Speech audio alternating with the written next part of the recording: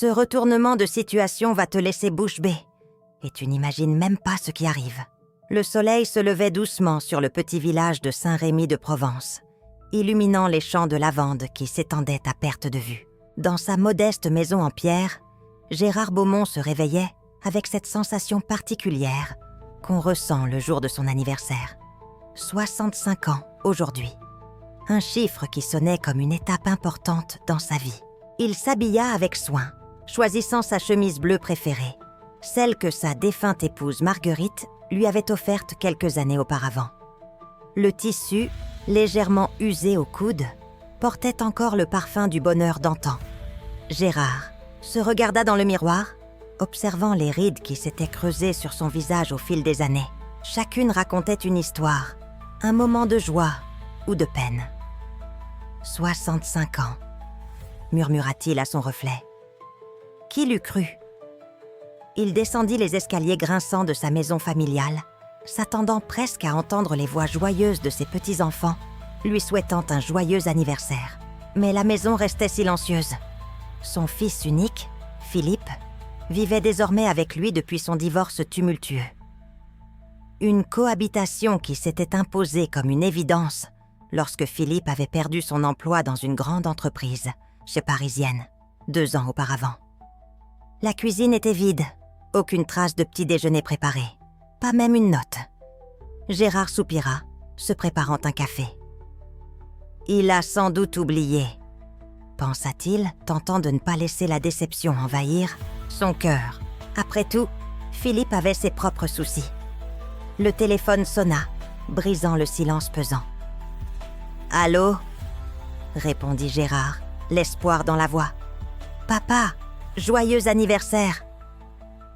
La voix chaleureuse de sa fille Claire résonna à l'autre bout du fil. Elle vivait à Lyon, trop loin pour venir, mais n'oubliait jamais cette date. « Ma petite Claire, quel plaisir de t'entendre !» dit-il, la gorge nouée par l'émotion. « Comment vas-tu ? Philippe a prévu quelque chose pour toi aujourd'hui ?» Gérard hésita. « Je ne sais pas encore.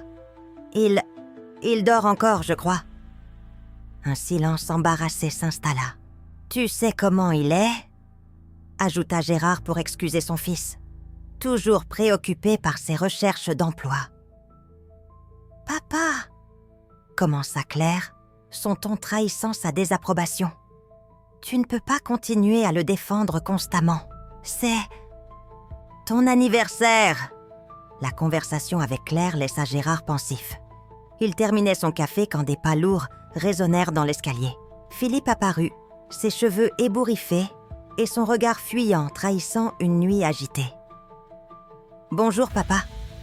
marmonna-t-il en se dirigeant vers la cafetière. Gérard l'observa un moment, cherchant le moindre signe que son fils se souvenait de l'importance de ce jour. Mais Philippe semblait absorbé par son téléphone, faisant défiler des messages avec une concentration excessive. « Tu as bien dormi ?» demanda Gérard, tentant d'engager la conversation. « Ça va », répondit Philippe distraitement. « Écoute, papa, il faut qu'on parle. » « Tu as aimé cette histoire ? Abonne-toi à la chaîne et soutiens-nous pour qu'on puisse en raconter d'autres aussi incroyables. » Le cœur de Gérard s'accéléra légèrement.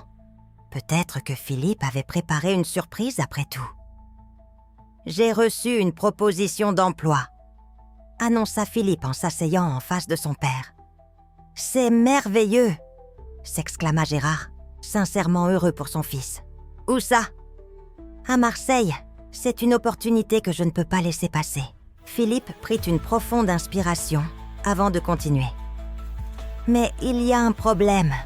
Je dois déménager rapidement et j'ai pensé que ce serait l'occasion pour toi aussi de changer d'air. » Gérard fronça les sourcils, ne comprenant pas où son fils voulait en venir.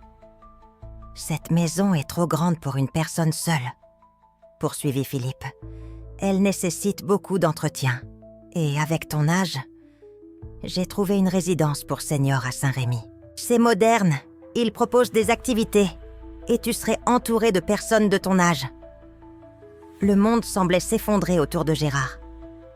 Tu veux que je vende la maison familiale? Que j'aille dans une maison de retraite? Ce n'est pas une maison de retraite, papa, corrigea Philippe avec impatience. C'est une résidence autonome. Tu auras ton propre appartement. Mais cette maison, c'est toute ma vie, toute notre histoire. Ta mère et moi, nous avons travaillé si dur pour l'acheter. Tu y as grandi, Philippe. Les souvenirs, on les emporte avec soi, répliqua Philippe. Sois raisonnable. Tu ne peux plus t'occuper de tout ça tout seul. Et puis, avec la vente, tu auras un joli pécule. Un pécule? La voix de Gérard se brisa. Est-ce que c'est tout ce que représente pour toi cette maison? De l'argent? Philippe soupira dramatiquement. J'ai déjà pris rendez-vous avec un agent immobilier. Il passera cet après-midi. Aujourd'hui? Mais c'est... C'est quoi? Demanda Philippe agacé. Gérard le regarda, stupéfait. C'est mon anniversaire, Philippe. J'ai 65 ans aujourd'hui. Un silence pesant s'installa dans la cuisine. Le visage de Philippe se décomposa légèrement avant de reprendre contenance. Ah, oui, bien sûr. Joyeux anniversaire, papa. Sa voix manquait cruellement de sincérité. Raison de plus pour discuter de ton avenir, non? Gérard sentit une colère sourde monter en lui, une émotion qu'il avait rarement laissé s'exprimer face à son fils. Mon avenir? Et qui es-tu pour décider de mon avenir, Philippe? Tu vis sous mon toit depuis 2 ans, je t'ai accueilli. Quand personne d'autre ne voulait t'aider, et aujourd'hui, le jour de mon anniversaire, tu me demandes de quitter ma maison? Philippe eut l'air surpris par cette réaction inhabituelle. Ne le prends pas comme ça. Je pense à ton bien-être. Mon bien-être? Gérard se leva, tremblant d'indignation. Tu n'as jamais pensé à mon bien-être. Depuis que tu es revenu, je t'ai laissé occuper la chambre de ta mère. J'ai supporté tes humeurs, tes amis qui viennent à toute heure. J'ai même payé tes dettes. Et voilà comment tu me remercies? Je ne t'ai rien demandé, s'écria Philippe en se levant à son tour. J'aurais pu me débrouiller seul. Vraiment? Comme tu t'es débrouillé quand ta femme t'a quitté parce que tu dépensais tout votre argent au casino. Ou quand tu as été licencié pour absence répétée. Les mots sortaient maintenant sans filtre, libérant des années de frustration, contenue. Tu ignores tout ce que j'ai traversé, protesta Philippe. Et toi, tu ignores tous les sacrifices que j'ai faits pour toi, répondit Gérard, soudainement épuisé. Marguerite et moi, nous avons renoncé à tant de choses pour que tu puisses étudier dans les meilleures écoles. Nous n'avons jamais pris de vacances coûteuses, jamais changé de voiture. Tout pour toi. Philippe détourna le regard, mal à l'aise. Et maintenant que tu as une opportunité, tu veux me jeter dehors comme un vieux meuble encombrant? Le téléphone sonna à nouveau, interrompant leur confrontation. Gérard décrocha, la main tremblante. « Papa, c'est encore clair. J'ai oublié de te dire que je t'ai envoyé un colis. Il devrait arriver aujourd'hui. » « Merci, ma chérie, » répondit Gérard, tentant de maîtriser sa voix. « Est-ce que tout va bien? Tu as l'air bouleversé. » « Philippe veut vendre la maison, » lâcha Gérard. « Il a trouvé un emploi à Marseille et souhaite que j'aille en résidence pour seniors. » Un silence stupéfait accueillit cette révélation. « Passe-le-moi » exigea Claire, sa voix durcie par la colère. Gérard tendit le téléphone à Philippe, qui le prit avec réticence. Ce qui suivit fut une conversation houleuse où les reproches de Claire résonnaient si fort que Gérard pouvait les entendre sans peine. Philippe rougissait, pâlissait, tentait de se justifier. Lorsque Philippe raccrocha enfin, son visage était livide. Sans un mot, il quitta la cuisine et monta dans sa chambre. Gérard resta seul, le cœur lourd, contemplant sa tasse de café désormais froide. La sonnette de la porte d'entrée retentit 1 heure plus tard.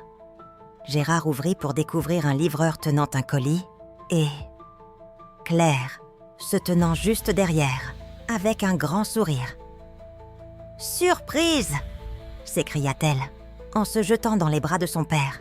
« Claire, mais tu étais à Lyon ce matin !» balbutia Gérard, stupéfait, mais fou de joie. « J'étais déjà en route quand je t'ai appelé, » expliqua-t-elle. « Je voulais te faire une surprise pour ton anniversaire, et apparemment, j'arrive au bon moment. » Elle entra, déposant plusieurs sacs dans l'entrée. « J'ai tout prévu pour une fête ce soir. J'ai même invité tes amis du club de pétanque. » À ce moment, Philippe descendit les escaliers, une valise à la main. Il s'arrêta net en voyant sa sœur. « Tu pars déjà pour Marseille ?» demanda Claire, sa voix chargée d'ironie. Philippe détourna le regard.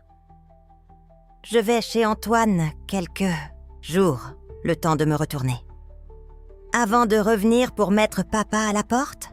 poursuivit Claire. « Ce n'est pas... » commença Philippe. « Épargne-nous tes excuses, » coupa Claire. « J'ai parlé à Merousseau ce matin. » Gérard et Philippe la regardèrent avec surprise. « Le notaire, » précisa Claire. « Il m'a confirmé ce que je savais déjà. La maison n'appartient pas uniquement à papa. Maman a fait rédiger un testament avant de partir. La propriété est divisée entre nous 3, avec usufruit pour papa jusqu'à la fin de sa vie. » Philippe pâlit davantage. « Je l'ignorais. » « Bien sûr que tu l'ignorais, » répondit Claire sèchement. « Tu étais trop occupée à penser à toi-même pour t'intéresser aux affaires familiales. Mais sache une chose, Philippe. Aucune vente ne peut se faire sans l'accord unanime des 3 propriétaires. Et je n'approuverai jamais que papa soit forcé de quitter son foyer. » Le silence qui suivit était éloquent. Philippe semblait rapetissé sur place. « Je suis désolé, papa, » murmura-t-il finalement. « J'ai pensé que c'était la meilleure solution pour tout le monde. »« Pour toi, tu veux dire ?» corrigea Claire. Gérard s'approcha de son fils et posa une main sur son épaule. « Philippe, cette maison sera toujours ton foyer aussi. Tu peux partir. Pour Marseille et revenir quand tu veux. Mais ne confonds pas générosité et faiblesse. »« J'ai été égoïste, » admit Philippe, les yeux baissés.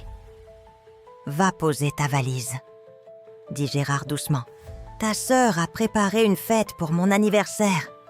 Ce serait bien que tu y participes. » Philippe hésita, puis acquiesça, remontant l'escalier avec sa valise. Claire prit la main de son père. « Tu es trop indulgent avec lui. »« C'est mon fils, » répondit simplement Gérard. « Et aujourd'hui, il a reçu une leçon qu'il n'oubliera pas de sitôt. » Le soir venu, la maison s'anima de rires et de conversations. Les amis de Gérard étaient venus nombreux, apportant cadeaux et bonne humeur.